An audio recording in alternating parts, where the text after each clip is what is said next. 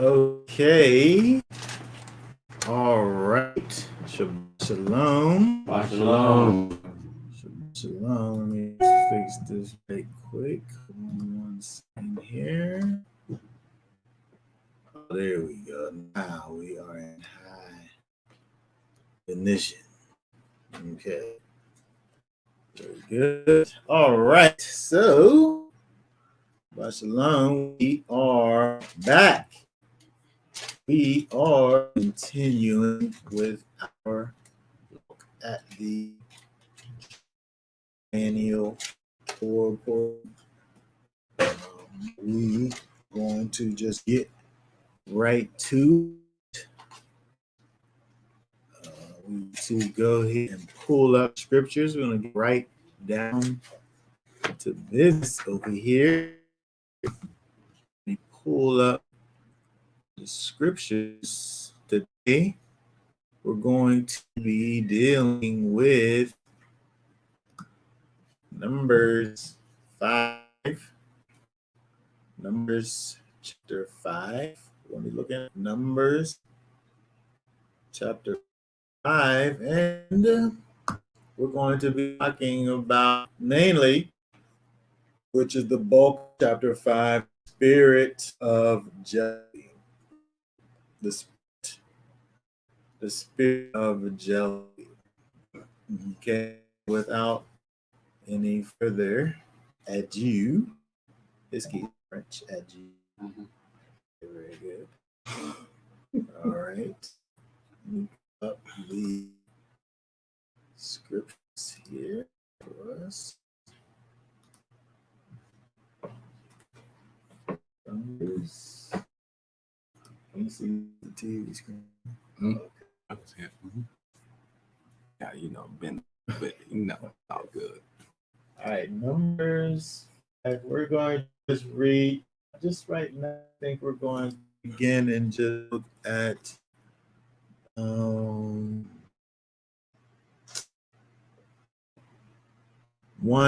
through 4. Always spoke to Moshe, command the children of Israel to send of the camp every leper, and everyone is a discharge, and whoever becomes the vow for being, send out both male and female, send them outside camp, so that they do defile their camps in the midst of which I do. And children of Israel did so. Send them outside the camp. Yahweh had spoken to Moshe. So the children of Israel did. Okay, very good. So we want to just talk about this a little bit over here. Understanding that we talked about a lot actually in terms of holiness in the camp, holiness in Israel, set apartness. Okay, and so when we look at Israel and how they operated, talk more about cleanness. We spoke before speaking about it a little later, but understand that uncleanness is not sin. Unclean is not sin, but unclean is not dealt properly, then it basically turns into sin. And so when you deal with a nation, a whole nation, it was necessary for the nation to remain fully apart and clean, undefiled.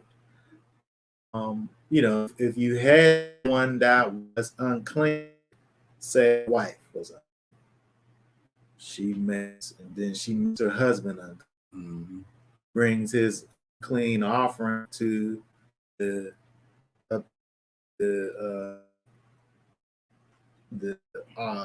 altar, the altar for a sacrifice, he makes the unclean. Mm. Right? There's a trickle down effect of uncleanness. So he had a thing where he made a separation from things that were defiled to be outside of the camp.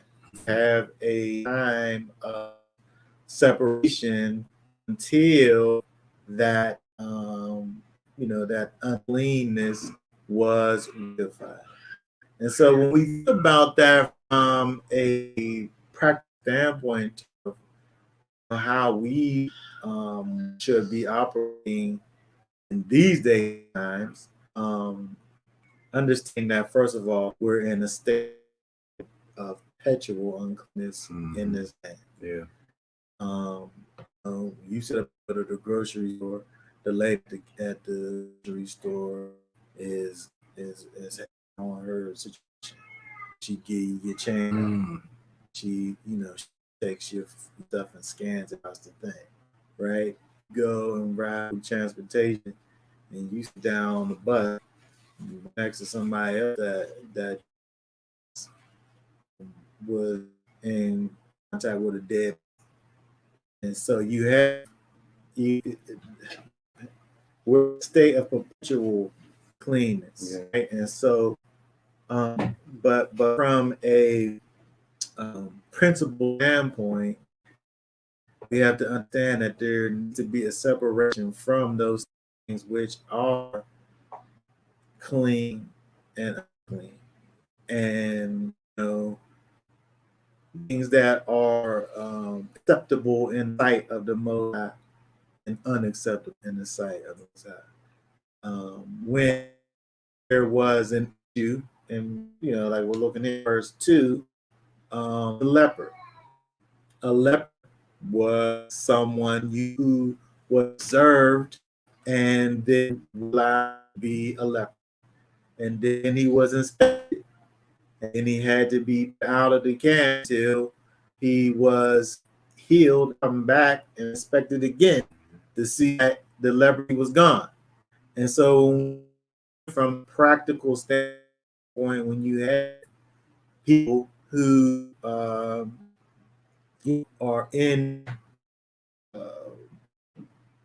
unity,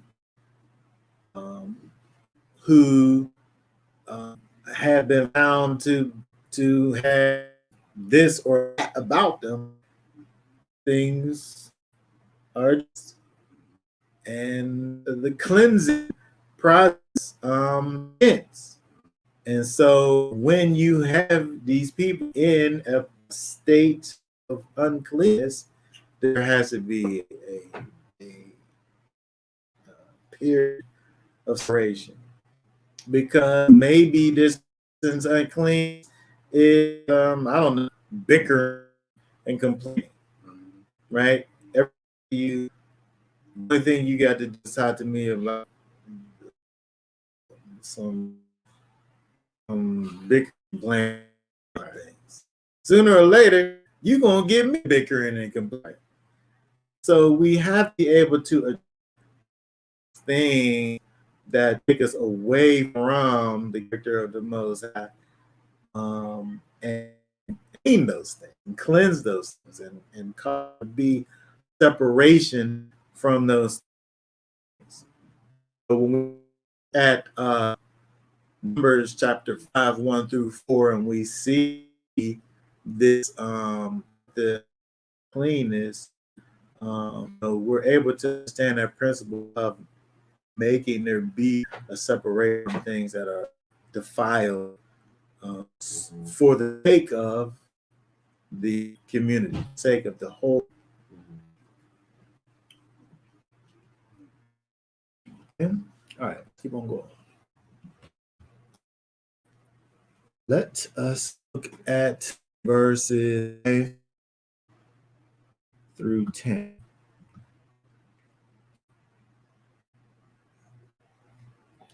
And Yahweh spoke to Moses, saying to the children of Israel, when a man or woman commits any sin, men commit and trespass against Yahweh, and being is guilty, then shall confess Then they shall confess their sins which they have done, and he shall restore his gift in his principal. Thus 1/5 it, and give it to whom he has been guilty. But if man has too late relative to restore the guilt to, then I'm sorry.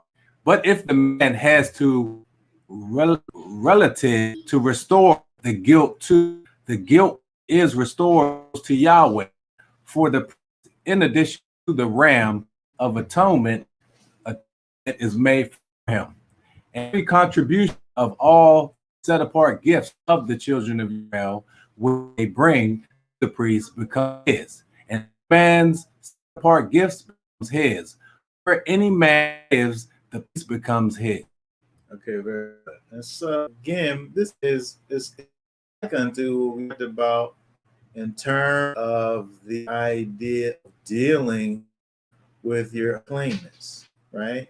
Over here, you're dealing with this thing you've done. I borrowed your lawnmower, and I took it.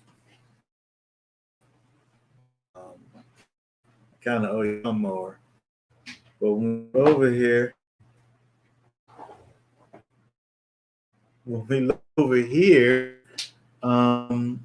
we see not restore that which is lost, you also give 20% on top of that. So this is something we don't we think about. If I do something again, me just restoring the thing I did is not what Torah talks about.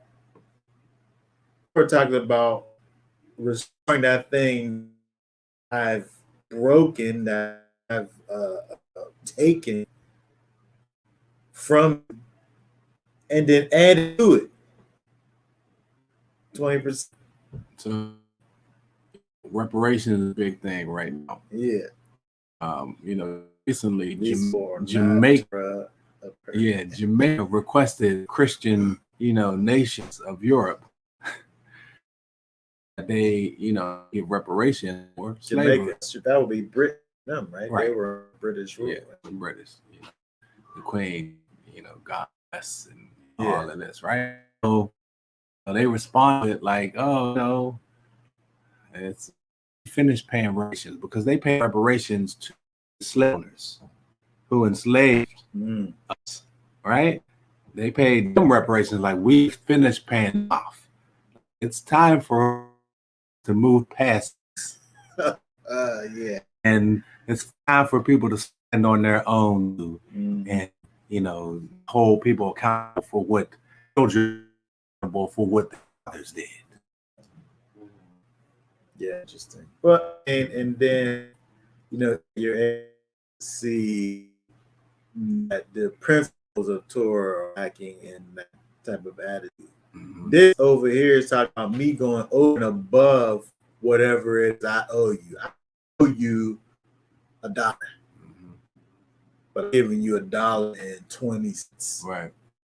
Because what I owe you isn't even enough for I had to put you through that dollar. Right. Or whatever the thing is. Right. Yeah, because that might have been sad for some specific thing. And you need that $1. Yeah. And you lost not only the dollar, but you lost out on whatever you lost on dollar was going to get. Yeah, that was going to get me. What could $1 give you these days? A bag. Yeah, right. Right? Proverbial bag of chips. We're just talking about anything, right? We're just saying $1, but whatever it is, you're restoring back to that person that you wronged, that you did something to, restoring what you took, you messed up. You're restoring that plus, and doing what you talking. I gave you what I owed you. That's enough, right? That's the attitude we see inside of Torah. Inside of Torah, you're going over and above what it is that is, will be oath. Um, and again, when we think, it's comparative to what we see in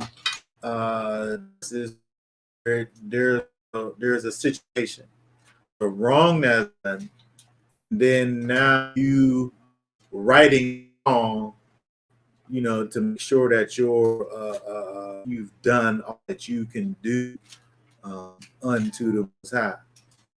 Okay, again, with thing, you did thing and soul guilty. It's been found that you're guilty. It's found that you've done this thing and you need to do something about it. And so now, here we do, right? And so the Most High has provided for us a way of life, of living that helps for us to be at peace with our. Right? Sometimes someone do something to you and they fix it that they did, but sometimes kind of like still got a taste in yeah, he kind of left the thing. But if you not only fix what you broke and then on top of that, it changes. Like you only did you just do the right thing, but you over and above. And beyond. And that makes a difference, right? We shouldn't be fitting away. We should be able to accept somebody's sincere situation, but we're human beings. This is how we are. The Most I have built in to and again, think about the Torah. The Torah is the character of the Most High humanized, giving us these things, these principles that we are able to take, and we do these things, we're manifesting the character of the Most High. Okay.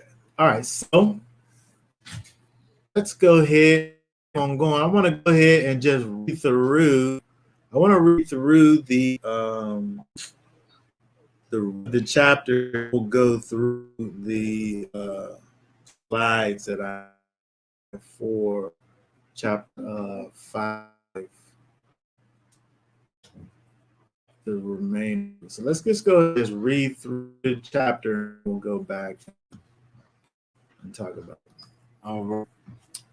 We spoke to Moses, saying, "Speak to the children of Israel, say to them, when any wife turns aside and has committed trespass against them, and a man has intercourse with her, it is hidden from the eye of her husband, and it is concealed that she has defiled herself, and there was witness against her, nor was shot. The spirit of jealousy comes on him, he becomes of his wife who hath defiled herself. Or a spirit of jealousy comes upon him, he becomes jealous of his wife, all she has not defiled herself.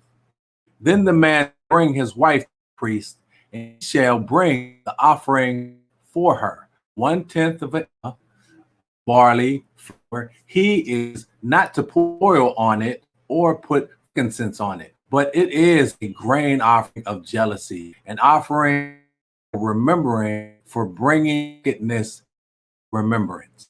And the priest shall bring her near and shall make her stand before Yahweh. And the priest take set up water in an earthen vessel and takes of the dust that is on the floor of the dwelling place and put it into water. The priest shall make the woman stand before Yahweh and shall cover the woman's head and put the offering for remembering in her hands, with the grain offering of jealousy, while the priest holds in hands the bitter water that brings a curse. And the priest shall make her swear and say to them, if a man has lived with you, if you have not turned aside to uncleanness under your husband's authority, be free from this bitter water that brings a curse. But if you have turned aside under your husband's authority, and if you have bowed yourself in some other man, then your husband has left with you, the priest shall make the woman swear with the oath of the curse. And he shall say to the woman, Yahweh make you curse among people. Yahweh makes thy waist away, belly swell, and this water that causes shall go into your parts, make your belly swell and your waist away. And the woman shall say, Amen. The priest shall read these curses in the book, and shall wipe them off to the bitter water, and make the woman drink the bitter water that brings curse. And the water that brings the curse shall enter to become. And the priest shall take the offering of jelly from the hand, shall wave the offering before Yahweh, and bring it to the slaughter place. The priest shall take a hand filled with the offering as remembering, and burn on the slaughter, and after make the woman drink the water. When he has made drink the water, then it shall be, if she has defiled herself and has committed a trespass, that the water brings curse into her, become bitter, and her belly shall swell, shall waste away, and the woman shall become a curse among her people. If the woman has not defiled herself, clean, then she shall be clear, shall conceive children. It is the Torah of jealousy. The wife turns her husband's authority and defiles herself.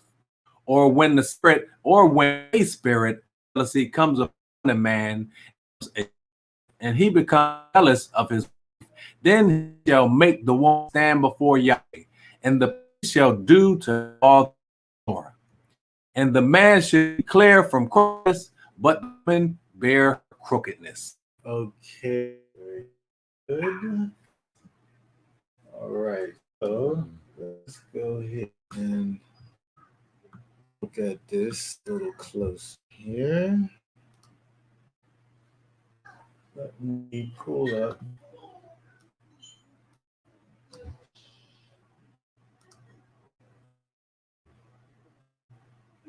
I got some slides here. Look at this. Let's see. Up here. It's up there.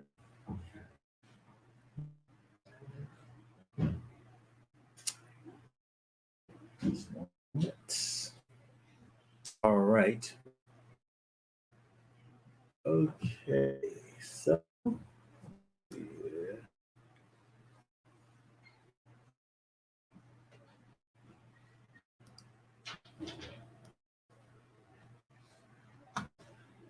All right.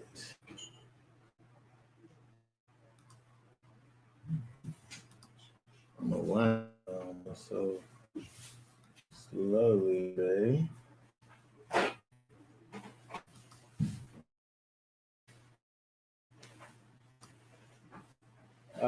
Go. Here we go. Talking about the spirit of jealousy. The spirit of jealousy. Okay. So what we do over here is deal with a few things. All right. We obviously look natural, contextual, historical perspective of all of this, right? Look at the text, we see what it is that the text is literally saying to us, what processes that they literally went through. We say actual historical because these things are not fairy tales, right? They actually really happened in history. Okay, so we see the contextual and historical aspects. Well, so we want to think about the spiritual aspects of this, right? How are we able to look at this from now perspective? How do we look at and understand intended for us even today. At both of these things almost simultaneous. So let's again revisit 11, 12. Can you read us that? Always spoke to Moshe, saying, "Speak to the children, to them, when any man turns aside and has committed trespass against them." Okay, so we want to deal with this right here. When any man's wife turns aside, what's that? What does it mean? Turn aside. This word is sata, to deviate duty. To deviate from the man's wife, he suspects that she has deviated from duty. Remember, we're at this over here. This man know for sure because it's not a thing. If he catches her in the act, it's it's over for her and the guy. Right? It's over. It's not a thing. But if he suspects that she deviates from her duty, it's just suspicion. There's no witness. How can he get to the bottom of this? Right? And so he has this suspicion of a decline in the relation. There was a way that she was, and whether it's something that's sexualized, something that's always just in his mind, some kind of thing that's causing him to feel as if he is declining in the relationship. She's deviating from the things that are her duties. She went left when she was supposed to go. She went left. She was supposed to go right. Made a wrong turn. Right. And so let's see here. Let's see this here word.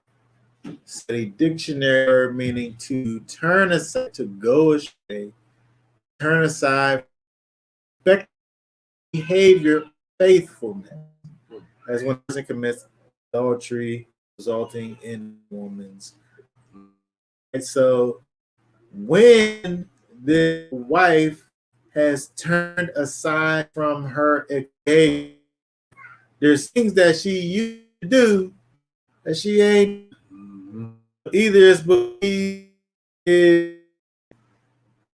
doing something else, or it's that change in attitude. Whichever one it is, whether it's actually happening or just something that she's doing that's kind of still away, the behavior is not normal. Right. And so the man, of course, must get to the bottom of this. He must. Okay. And so that's part of this, right, with the idea of the wife putting aside, but the second part of committed a trespass against him. Committed a trespass again, right? Not only is her duties are being perceived to not be fulfilled properly, they're being actually or in his mind, but he feels that there's a trespass that's been committed against him. And so word over here, commits a trespass, as it is translated here, is giving us two versions of the same word. This word commits, Hebrew is the same word, right? And the New American Standard Bible simplifies this for us by just saying unfaithful. So, let's look a little closer. Let's look a little bit closer at this situation. So this word commit is all. Ma'al, cover up, used only figuratively to act covert. Right? There's some sneakiness going Cover. right?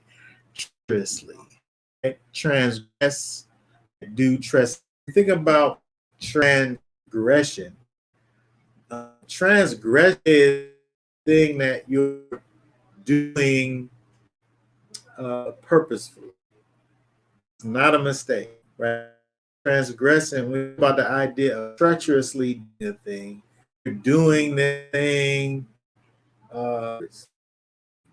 Right? I sit up here and these little kids, they think that they're slick. You see them, you see it in their eyes. They try to be know what they're doing. They're purposefully doing things. And so that's the idea that we see over here with this ma'al, covering up. You're doing this thing. Yeah, I can sit up and watch them do it.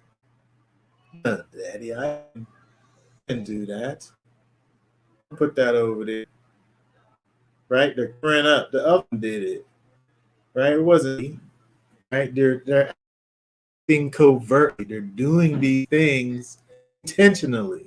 They're doing right.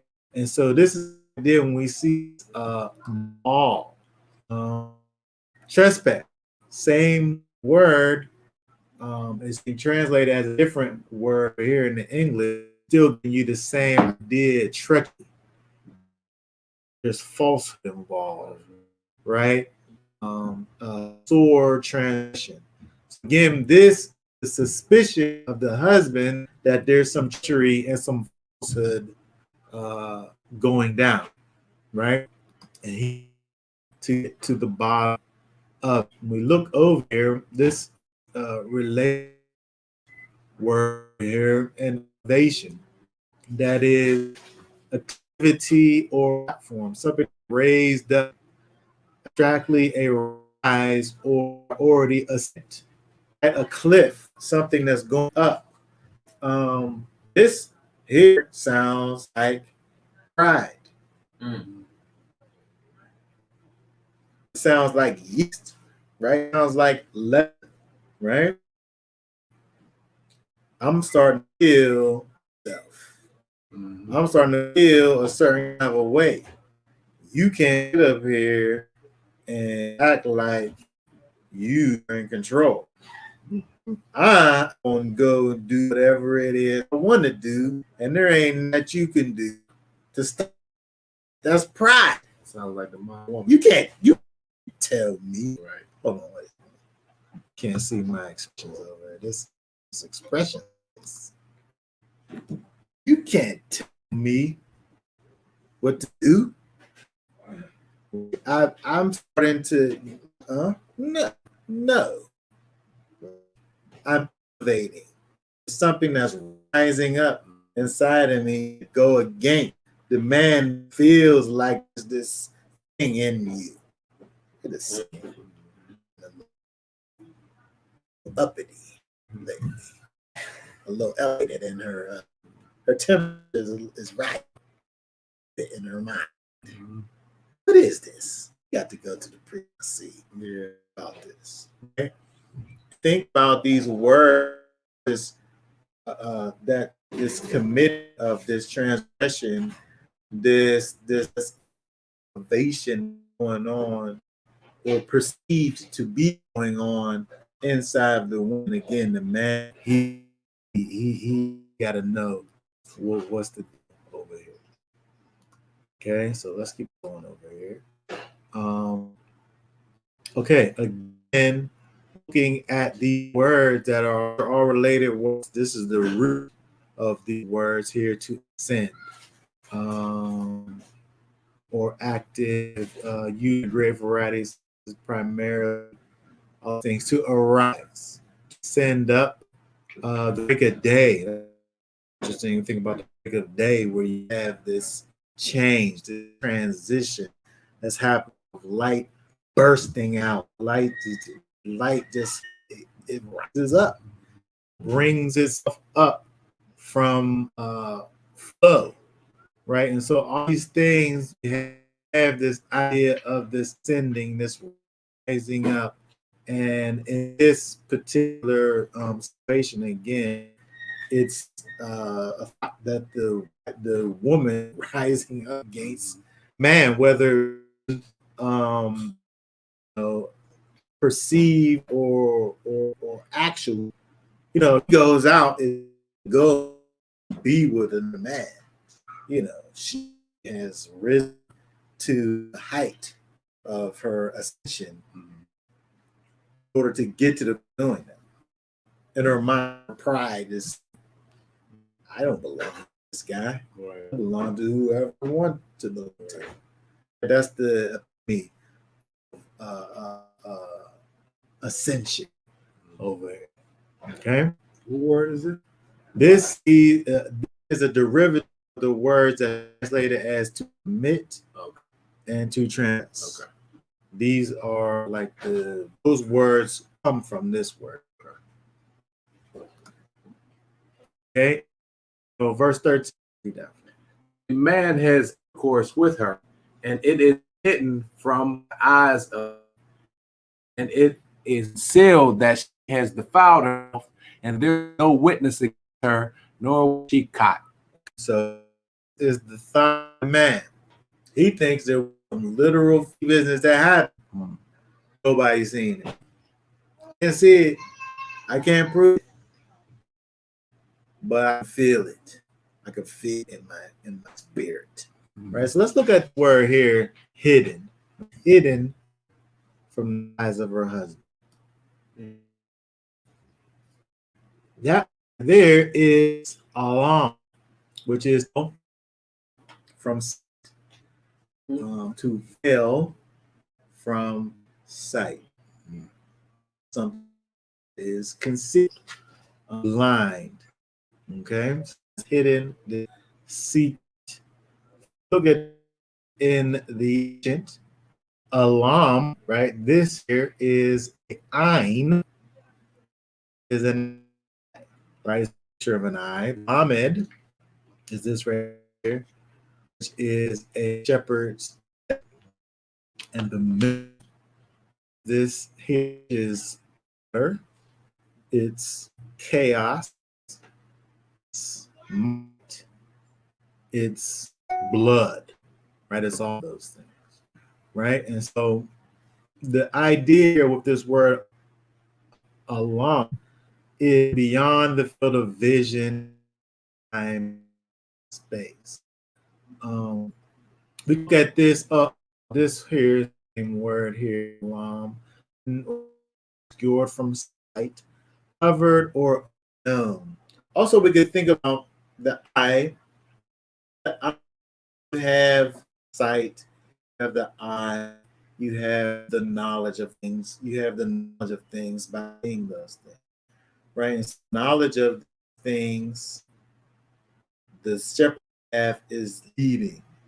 So the knowledge of a thing that leads to chaos, right? Or if you have your reading leads your eye chaos. That's, if you're blindly in a situation, just picture what it would be like in this dark place that you don't know where that ending is, and just being pulled through, right? That's chaos. And so when we think of water being this word in your eye or blood in your eye, you can't see. So we're able to see the idea over here of this thing that's hidden. Interesting enough, we look over here, this word is actual alam or olam, which in the scriptures is most translated as fasting. And so when we think about the idea of everlasting, the end is undetermined. You can't see it. It's way over there, right? It's this undetermined place that's the unforeseen future. where you have the same things going on, you just this extra letter over here, which is a vav, gives you the idea of adding to what's already. So if there's all idea things being hidden, then add this to it takes me be the so all that just to say we see in here in these pictures the the definition of what's going on. And so let's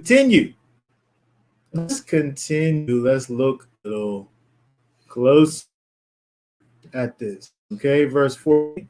And the spirit of jealousy comes upon him, and he becomes jealous of his wife who defiled herself.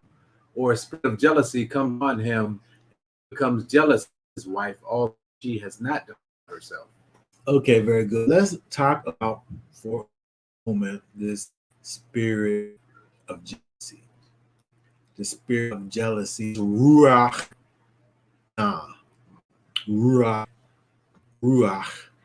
kina, spirit of jealousy. Ruach, spirit, of course. Spirit in ruach. It is that wind, it is that breath, it is that exaltation, exhalation, I should say. It's the breath, right? It's spirit, ruach. So it's this internal, it's something that originates from within in this, right? This word, this kina word means z.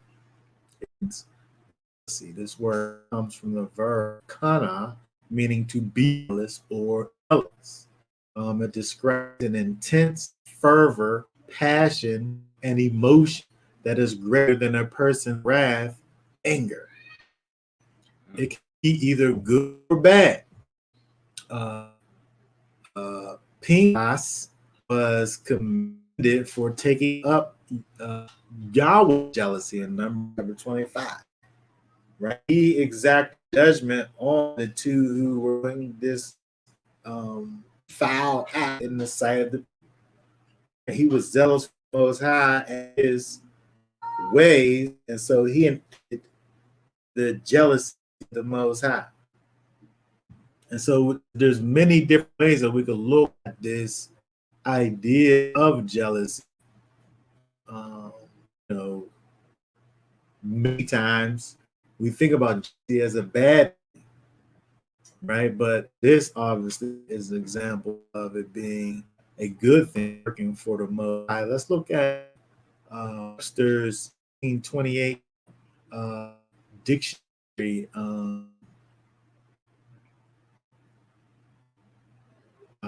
definition of jealous. Can you read that for us right there? Suspicious, apprehensive, or rivalship,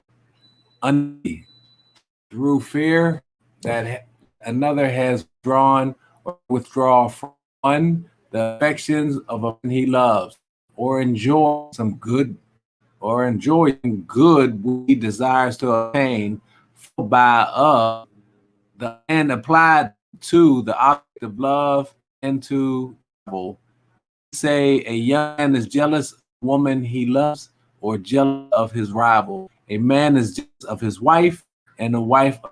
That's very good. So think about the idea of, in the context of a husband and wife, there should be negotiation, right? As the husband, right? As the right? No rifles. Yeah. If we're a high school and some two guys, making this one girl and her attention, one thing. We're talking about husband and wife, right? Rival to anyone. Today in most homes, What? A woman is definitely coming with her. What? Wow. Well, not in that way. I'm saying not in that way. I'm saying Oh my goodness. That could be true, right? I think that's a different kind of situation where you get the woman, you know, the actual woman rivaling with husband in order to be husband. Yeah. But you think about it though, right? You think about in the situation, I guess it's so different because in this woman's mind, she feels as though nothing that hold her back. Right. What's the word? What was the word? Yeah, She goes up Goes up. to that place where he's ready to go and find her something on the side, right? Right. And so I was thinking about it one way. This is another thing about it because it's happening simultaneously as there's this outside arrival. There's also this arrival that's causing her to go out and be with the other with the outside arrival. These things are happening simultaneously, right? And think about the idea of jealousy, right? Just this suspicion of the thing that's happening. In that type of relationship, I mean, this righteousness. If I suspect something, and then it turns out to be the case, how I can't be right. If you're doing things that's causing me to feel a certain kind of way, I'm acting based on things that you're giving. These things are totally founded, and and maybe you have. If these things are totally unfounded, then there's a problem, right? But over here, the action that man is going through is not, oh, I think you're cheating on me, I'm gonna beat you. Let's go to the priest, see if what I think is true or not true. And if it's you to take a sip, if it ain't, it's not right. He's not acting around. Oh, wait a second, you've been doing sort of that. Let's down here and get some bitter water. Wow, right? The waters was around. Hey, boy, nobody try to sip on one of these. Like, I ain't gonna do nothing. Okay, let's go on. Okay, let's do this some more. 34 or 14, that's it.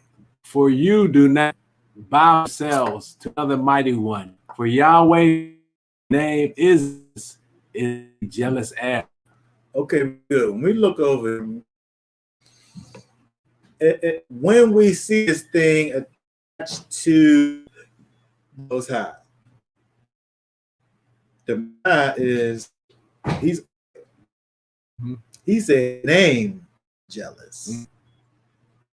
Whose name is jealous, and he is a jealous he's a jealous mighty. What's that? What did I say right there? Way jealous and venging. Wait, what is that? Revenging L. Yahweh is a revenger, possessor of wrath. Yahweh takes vengeance on his adversaries, and he watches for his enemies. Okay, very. It's giving us a situation here, but it's telling us right before the name jealous, and he is jealous over here. He is again jealous, and he gonna bump it on you, right, for going against him. Right, is the possessor. He got wrath over here being for you. You be deserved of it, right? Corinthians 11:2. For I am jealous for you with a jealousy according to him. I gave you in marriage to one husband to present as an innocent maiden to Messiah. Okay, very. So again, we see this thing all throughout the scripture. We're talking about in the Torah, whether we're talking about in the prophets, or we're talking about in the Brit Hadashah, the so-called New Testament. The idea that the Most High is jealous. He is jealous. He don't want for us to be with no other. We are his, and for us to that way. About the idea of a husband and wife, again, the idea that we see the bride and Israel and Messiah, this picture that we get with the husband, see that the Most High is concerned with these things that are happening. I can't really see, but something going on the inside, and the hidden things be real. Right. And so we see this picture of the most showing us the hidden things being revealed. We sit up here and this or that out of the sight of our master. The truth is going to the light. Can't be hid, right? So we see the picture when we look at this whole thing, with the bitter waters, spirit of jealousy of this thing that's going on in the shadows, the things that's going on secret, this thing going on that can be seen and that they're hid. They're going to come to light. There's going to be actual consequences come as a result of these secret, hidden things.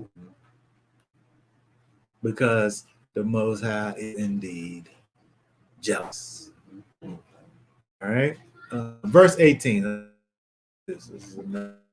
And the priest shall make the woman stand before Yahweh, and shall uncover the woman's head, and put the offering for remembering in her hands, which is the grain of while the priest holds in his hands the bitter water that brings a curse. So this is another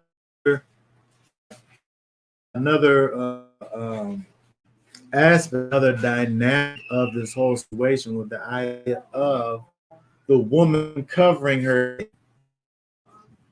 Uncovering her head is already covered. She's uncovering her head because already covered. Let's look at this. Look at this and let the hair of a woman's go loose. It says in the New American Standard Bible. Let the hair of the woman's head go loose. This uncover, para, means loosen, to expose, to make it, or to uncover. Right? Let's look at some same word here, para. The verb means to go, to let loose, unbind. Moses, this is good. Moses saw that it had let the Israelites get out of hand when Moses was in the mountain. Exodus 30:25. That's right here. Let's read that. When Moses saw the people were naked, for him and made naked unto shame among enemies. This is the word right here. It's translated as naked, right? It's exposed. But if you're naked, there's nothing covering you. This is our word right here: naked, uncovered, exposed, right? It's used two times, right? Same word, para. And interesting that over here it's talking about the idea of being naked. So the woman, again, it's talking about uncovering her, it's making her head naked. It was covered. It was covered because that's how the woman walked around like that. But when she went before the priest to receive this judgment, her covering was removed. So for over here, this is from the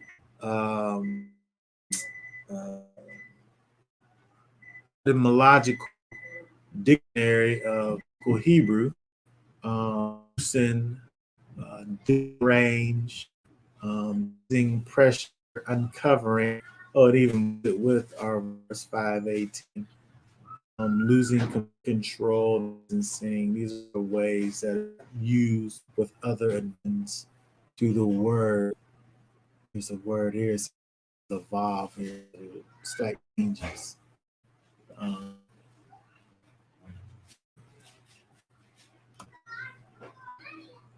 Hebrew lexicon of the Bible, pra, to loose the hair, the pay, open, it's an open mouth, but it has the idea of opening. So if you open the head to be seen, to loose, open the head to be seen, right?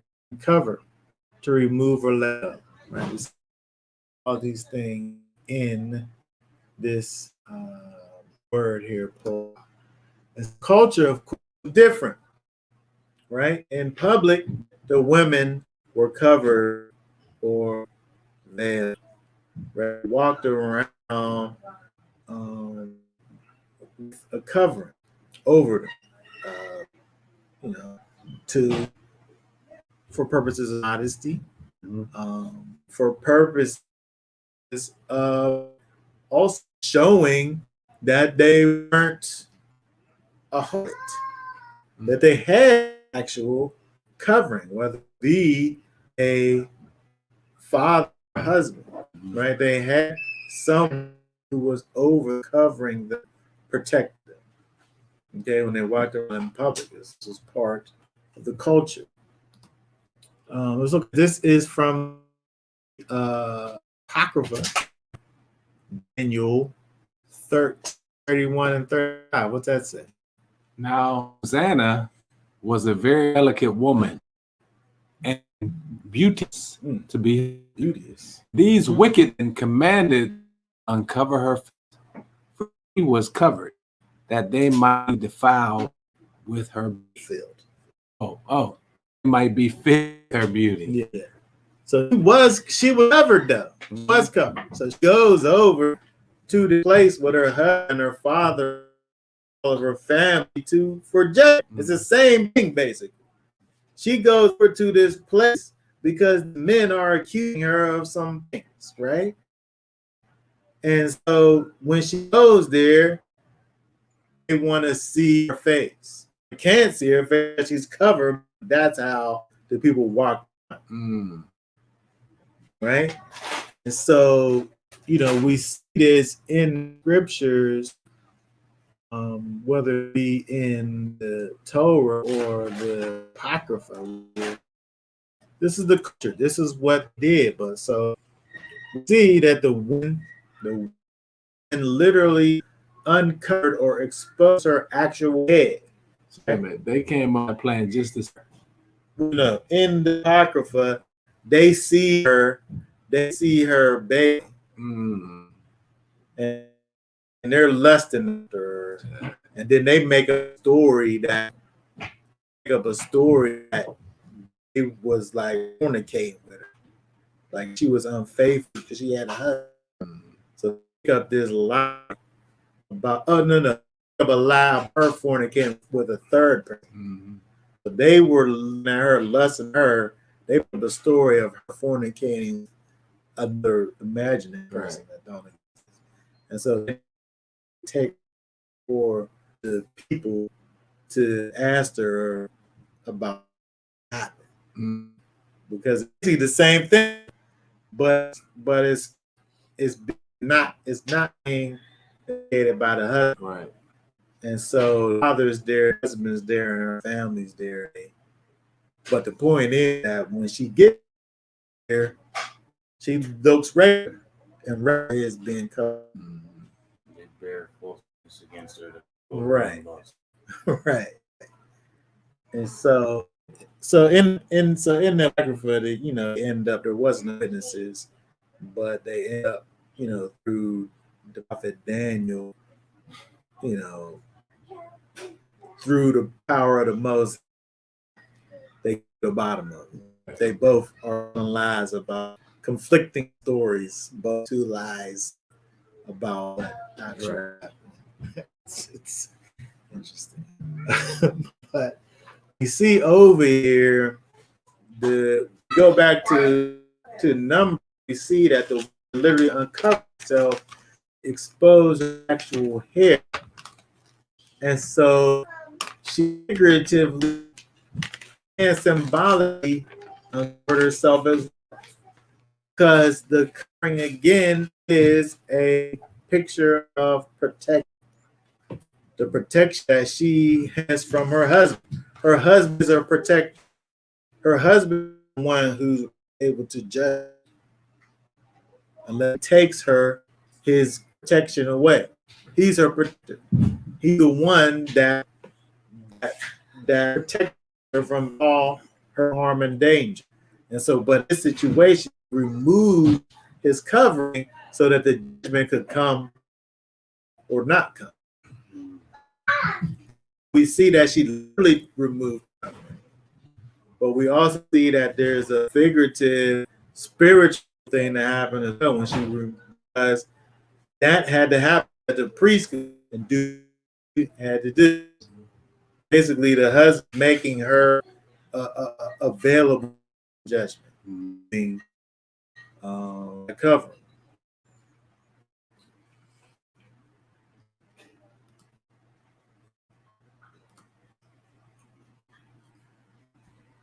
Okay, so we see that the woman, stepped away from.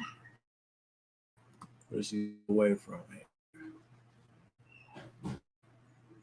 her covering, right? Stepped away if she is guilty. She stepped away from her covering. She stepped away from her protection, and so anything that she may have done while she's uncovered, she's guilty of that. There's none that could be, right? And again, these things in this situation, they go in hand. Her covering, is what she has on her body. Her covering is a picture of her husband does. Mm-hmm. It's a picture of what if she marries. A picture of her father does, or protects her from these lustful demons who are sitting there, lusting after, and her beauteousness, right? So, this is the thing that we over here, we're all about modesty. The scriptures is about modesty, and so are we about this, right? Because these are the examples that we see in scriptures. Okay, that our women are protected, our women are covered. So think about the idea of this covering. It's a picture of a lot of things going on, right? We're covering them from a spiritual perspective, right? We are a spiritual covering. We're a spiritual protector of things that may come and take our women's minds and spirits away. But also a physical protector, something that's going to cut and hurt harm to women. We instruct our to go around looking a certain way. The people, like these wicked men you see over here, the one was just mind her own business, and you have these wicked people who are lusting after you. And so to prevent that from happening, cover yourself. You protect yourself, right? And this is something that's built into our culture. Okay, let's keep on going.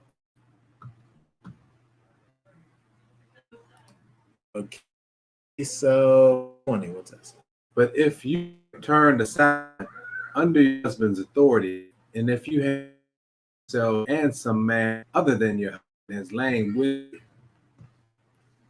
This thing this woman has done is is causing her to turn aside from under her husband's authority, right? She to have removed the covering or protect. She literally had to do it. She literally had to cause herself to be naked for this thing to happen. Literally, right? But figurative as well. When you think of what's actually revealing herself, she's causing herself to be seen by someone who's not supposed to be seeing her.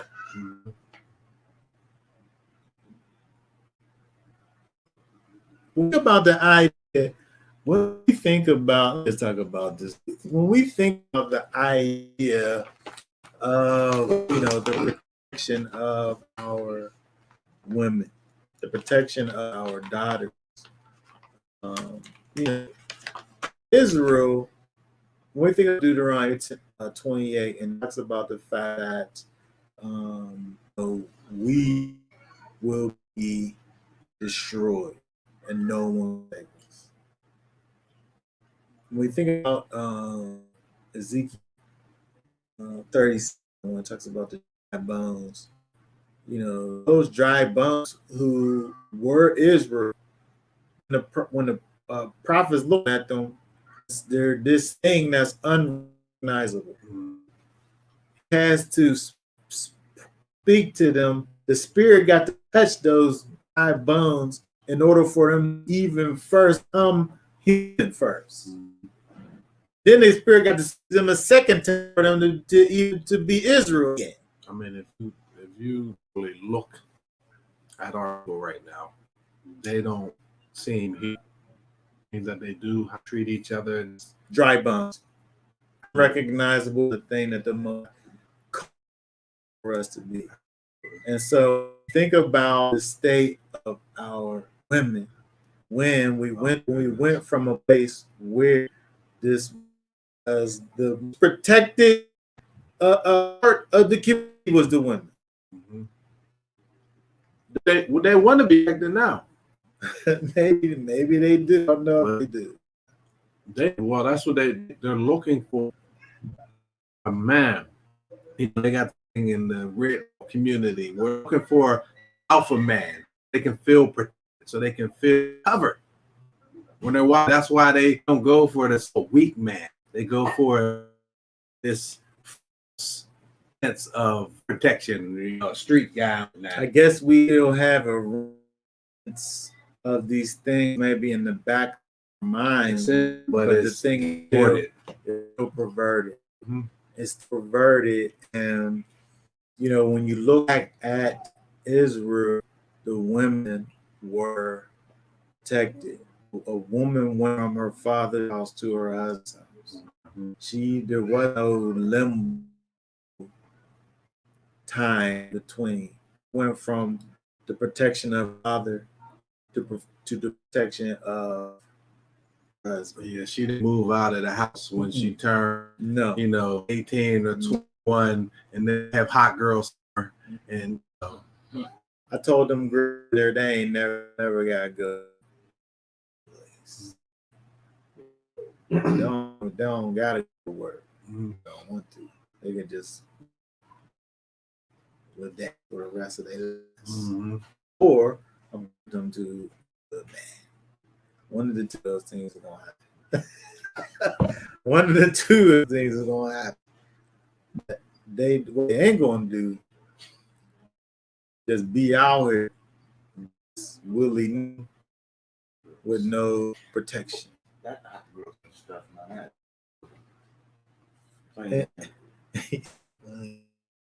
And so we have to get back to the way the Most High, our women are protected.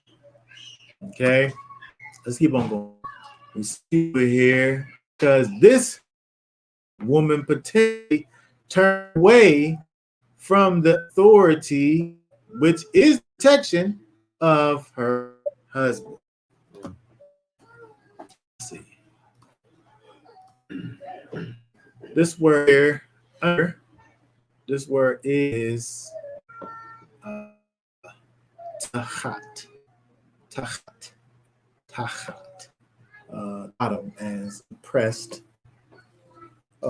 only verbally, no, in under.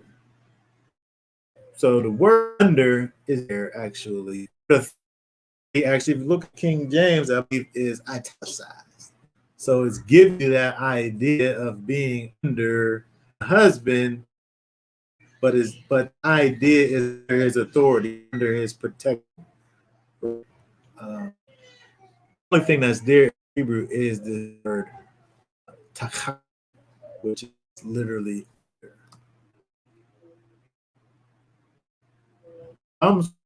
this is the root word of that. Toa means humble or depressed. And so when you think of it again, it had want to gone to be with another and lost all humility and humbleness. Right? It's the opposite. She ascended, rose up.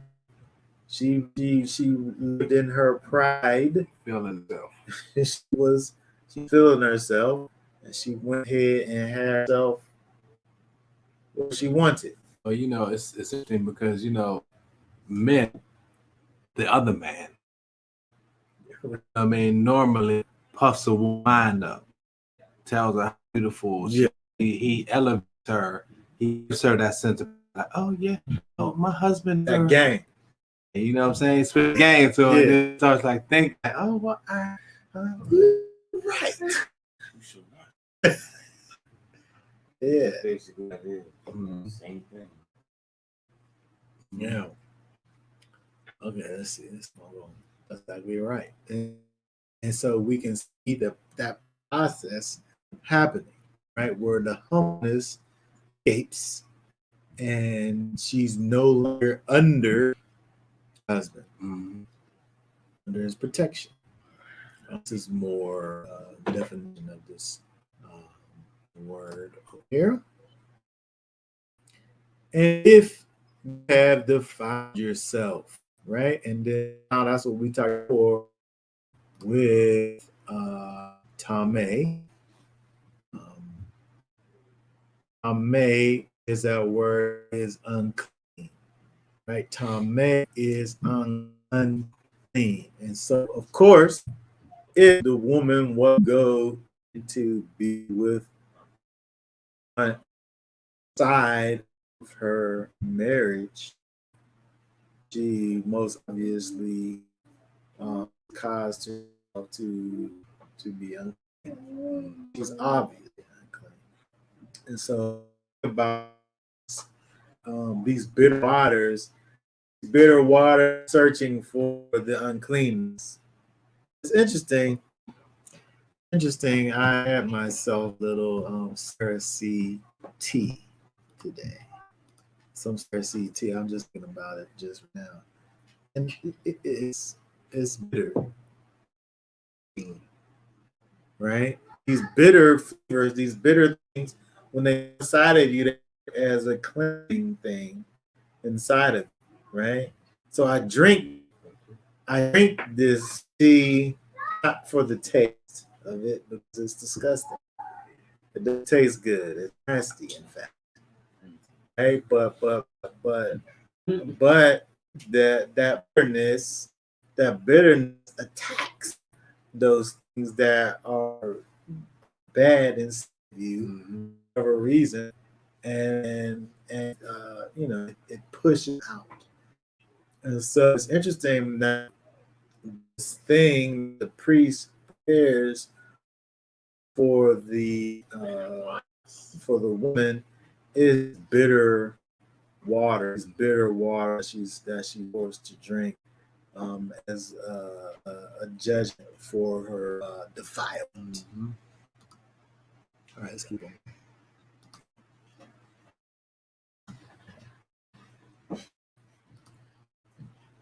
Okay, this Tom May,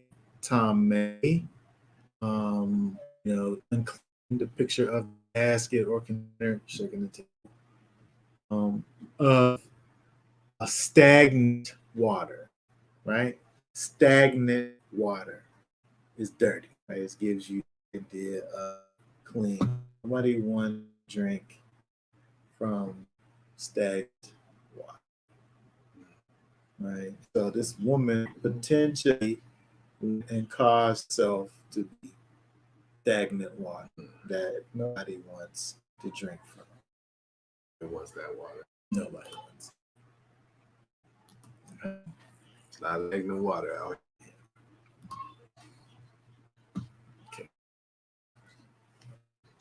All right. So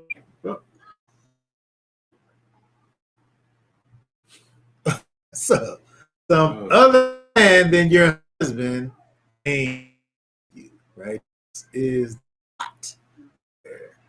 It was a cotton act, but this is what's happening. In his mind, this is happening. She was somebody else, right? And think about that. The proper authority has been lost. Proper authority has been lost. There is an assumed defilement. Maybe it's real. Maybe is it? That's yet seeing whether it is or it isn't. Also, this inordinate transfer of headship, right? This inordinate transfer of headship. This lady, she tried to cause some other man to be her, and he can't cover her, can't protect her. Only her husband, right? She can't just voluntarily say that he's not going to be my head. It could be. It don't work that way. The man got to relinquish his rights first. He got to relinquish his rights and for that headship to be transferred. Otherwise, there is no transfer. Again, we see that her woman removing her covering for the judgment. You have to relinquish covering of the woman for her even judged by the priest. And so she does the thing where she whatever sweet talking did, it can't save if it happened, right? Inordinate transgression. Okay. All right, so this say right here. 21. Then the priest shall make the woman swear with of the curse, and he say, woman, Yahweh make you a curse and an oath. When Yahweh make your thigh wait away and your belly swell, and this way that causes a curse shall go in parts and make your belly swell and your thigh waste away. And the woman shall say, Amen, amen. Okay, very. So we see over here the consequence of this thing is infertility. Okay, the consequence of this is her in parts rotting.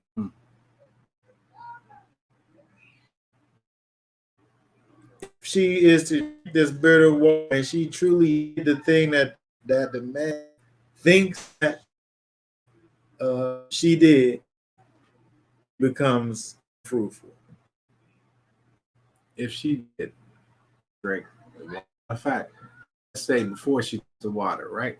She knows she did what she did. You're like, look, I did it. I mean, if she did, that's it.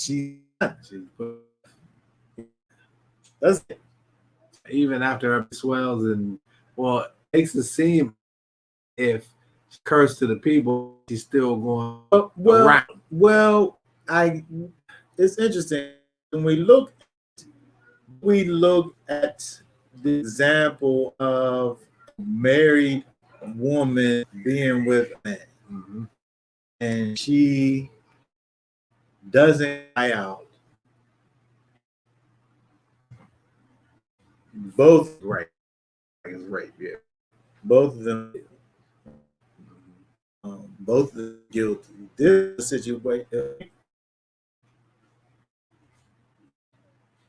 seems as if even though it's the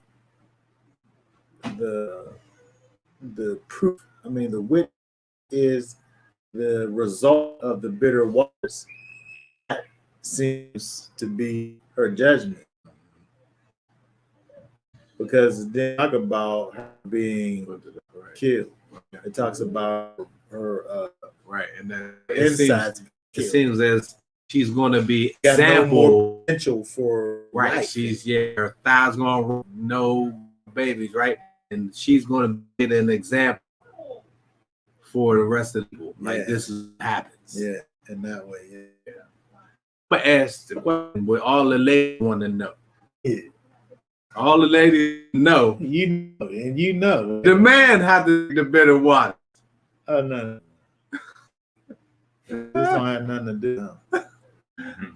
So if the man got bitter waters, what you mean? Like, you know, know, about the husband. If you know, and I don't know Torah. I know, ain't no in there.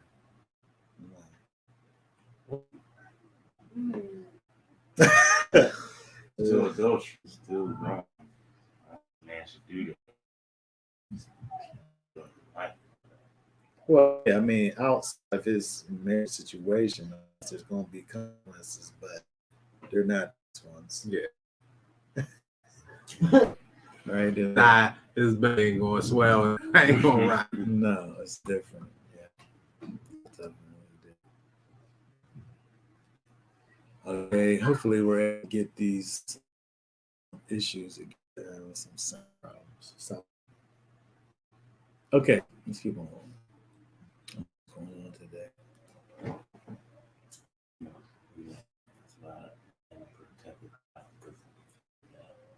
Okay.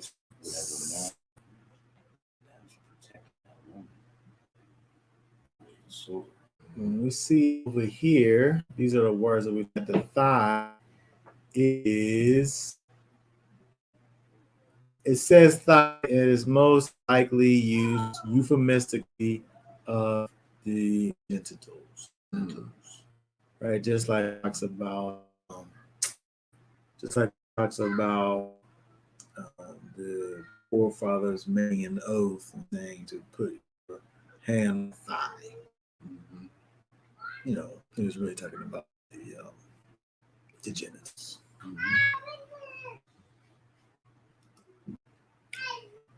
Okay. Abdomen or the belly, meaning to hollow belly, the womb, bosom, all these things. This is obviously giving you the idea that this woman is going to be, in the result of the action that she has.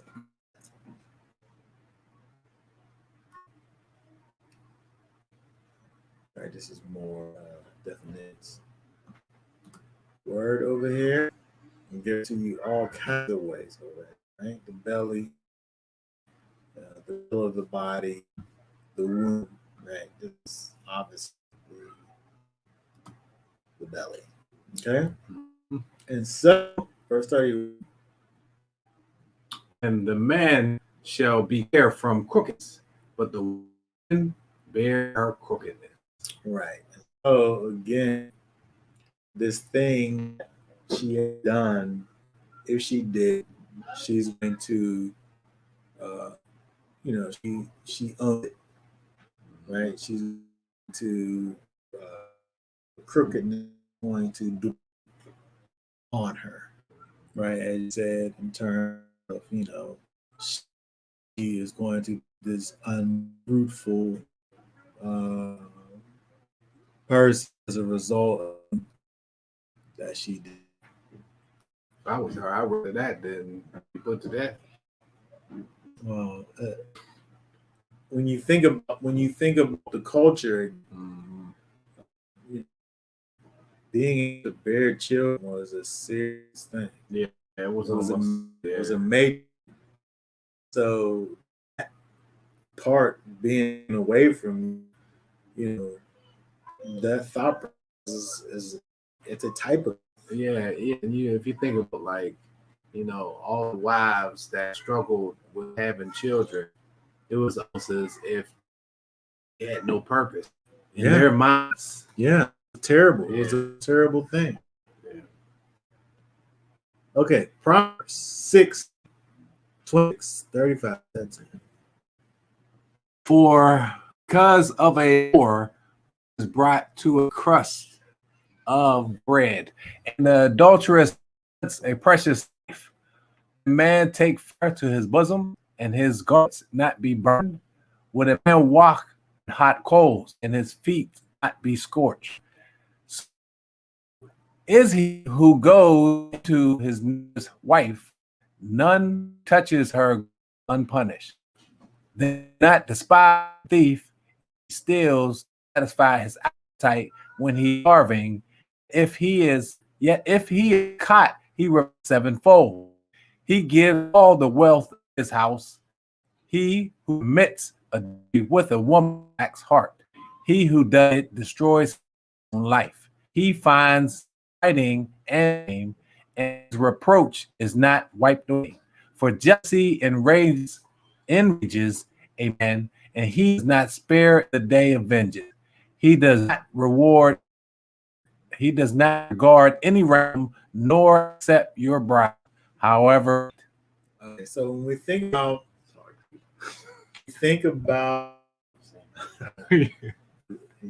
colors off. When we think about the idea of infidelity, this jealousy of the husband or the wife, and bring this back to thinking about the Most High's relationship with us, as we go astray from Him, as we, seek other masters when we have a master.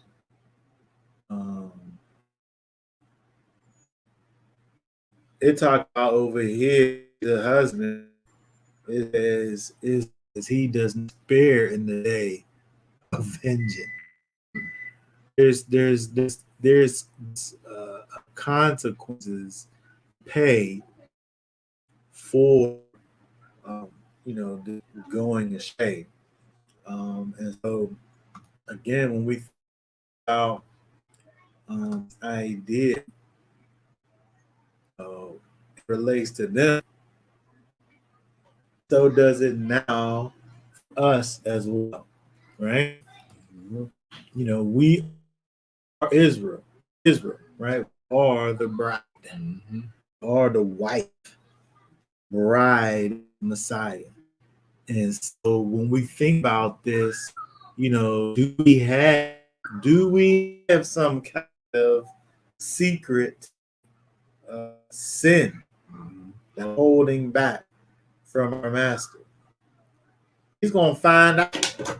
He's gonna find what that thing is, right?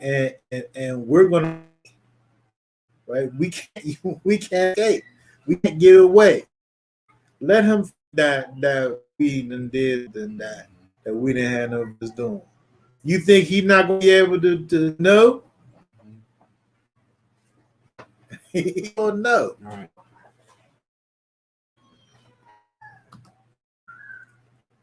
We need the covering and protection of the Most High, because without it, we receive His judgment. And so we need to seek to stay connected to our covering, to seek to stay connected to our protector, who is Yeshua, so that we do not receive the judgment. Because once it takes covering away, judgment will follow. We need His cover. We need His protection, so that when His judgment comes, we're good. Can't be out giving away our devotion, our love to another master. Mm-hmm. Whether that's man, whatever it is, mm-hmm. all of that, Mm-hmm. because He is jealous, Elohim. In fact, His name is jealous. Yeah. He can't stand to sit out here and spending time with ever. Then when He hates that, He's so jealous. Mm-hmm. His name is jealous. He wants your everything, and you give other things the leftovers. They get the leftovers, not the high. Yeah. He get the best parts. You give everything else what's over. The first fruits. He get the first fruits. Yeah. Give me in the kitchen. I'm here. But you give me no leftovers. I want the things first. Everybody else come after me.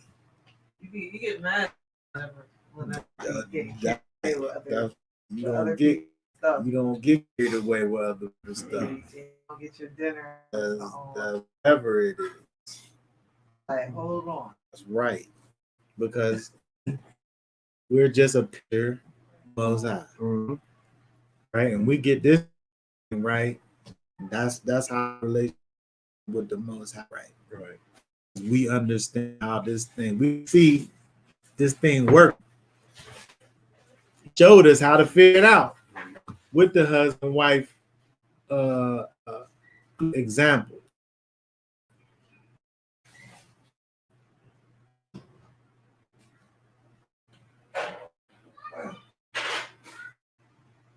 We might think or act like he don't see us creeping, but he see creeping. He see you. See you over. You can't hide from the Most. Mm-hmm. And that's something that you need to understand. You can have me as a guy. You know what I mean? You got from me. I can't see everything. I know everything. But you not worry about hiding from me. You need to worry about trying to creep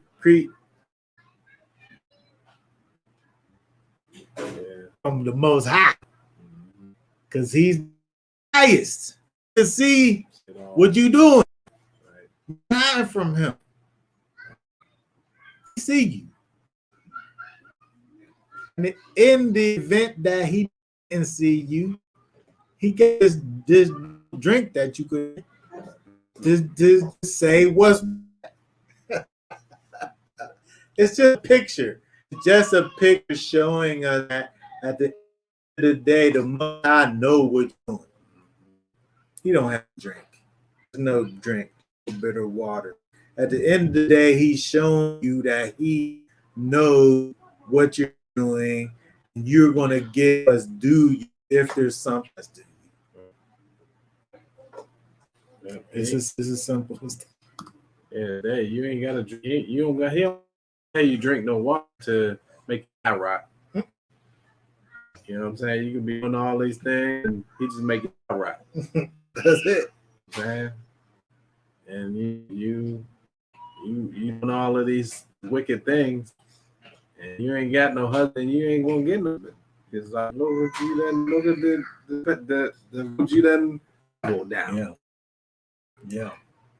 We have to be about line ourselves with the character of the Most High.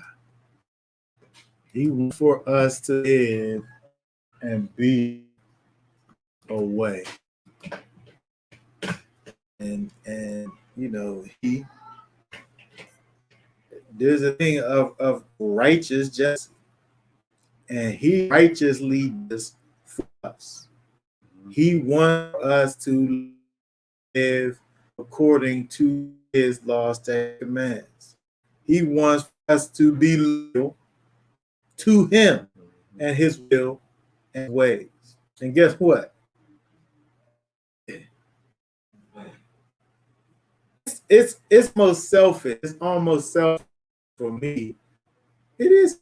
I want mine off me, and it benefits me to have mine be on me. But in this situation over here, when we do the things that the Most High wants for us to be doing, it's beneficial to us more so than it is to him. Yeah. It'll help him, us, to be loyal to him, the thing that he wants for us to do. It helps us. Right. It helps us to be loyal to him. Yeah. Leads to us being blessed. It don't matter for him to bless.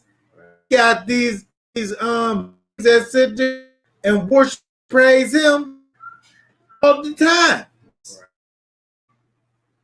They sit around by him. He holy, holy, holy.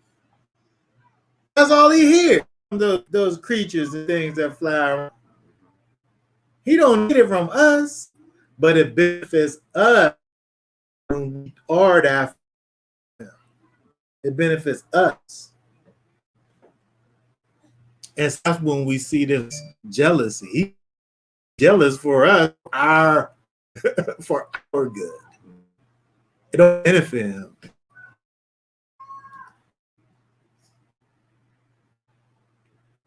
But there's another kind of jealousy over here. What's over here, Galilee?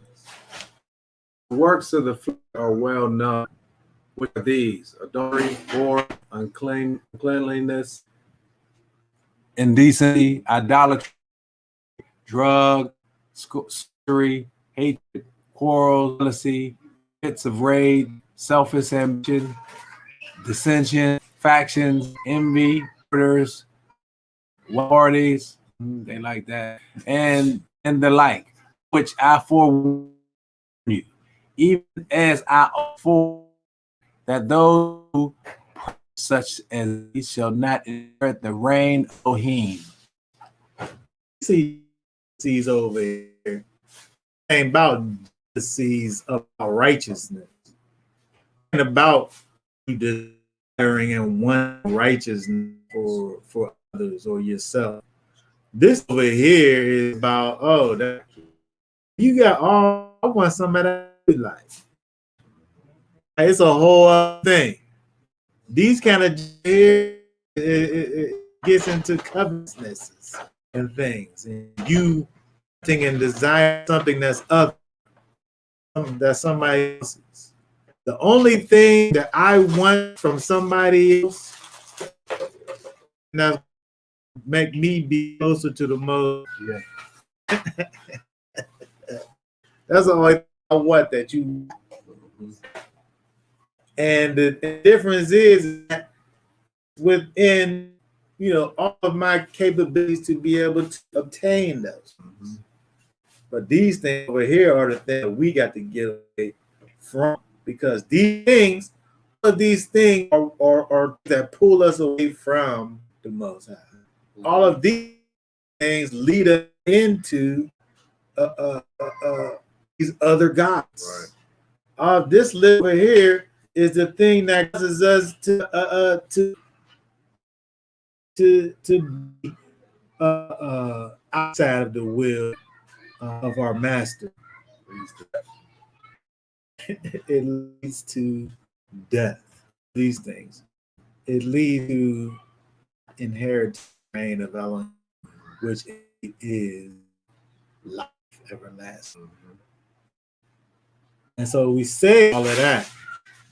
Just say this. So, this life that we live is about righteousness, about living for the Almighty. And we have to be aligning ourselves up His will, His ways, power of the Ruach Kodesh.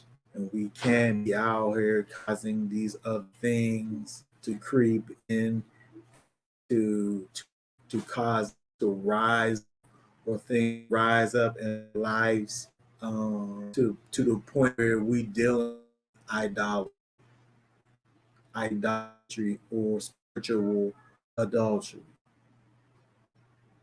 Okay, we have one Elohim. There's one Elohim, and these are Elohim of the heavens above, and these Elohim of the earth below.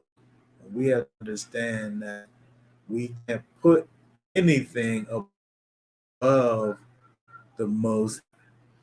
That's why He is Zion, because the thing that above Him, and He is watchful of the things that we potentially try to put of Him. And so, one of the things that we have to always be careful to do is to understand the way that our relation with the Most High is developing, that these other things aren't creeping in and begin to spit that proverbial game in our ear to cause us pull away from the Most High, whether it be man, as you said, the love of money and things in this world. This world, so much game. This world got so much. Oh man, you could be doing this here. Come over here and get some of it. You don't do all that stuff over there. Get some of this. That world hitting that game, and sometimes we get sucked in. I recently had to against a situation like that. And we got to do, we stand against it. We stand against because these things just going to pull away from everlasting. And what this thing is all about. Okay, so that being said, does anybody have any thoughts, questions, comments? Yeah, I want to say that, just to everybody listening, to be on guard and be mindful that there's wolves out here. And and some of us have the attitudes like, oh, we can't wait for our little ones to grow up, they could get out the house and their own little thing, but it has to be in the order of the Most High. Like Yahoo was saying, his daughter, leaving until he putting hand in their husband's hands, a good hand. And that's the mindset we got to have. Even stuff like college, we send our children off to college and they come back, yes. You know what I mean? Or they after getting involved in all the whoredoms, because they're out of the nest, and we have to that proper foundation and get back to these ways. You know what I mean? That's children and ourselves on the course. Yeah. It's so important. It's so important to just lastly, it's so important when we think, this, first of all, as a foremost from a spiritual perspective, we understand we can make this thing be relatable to us, but it's only relatable to us because of what the practical part of it is that this woman is this precious thing that needs to be protected, right?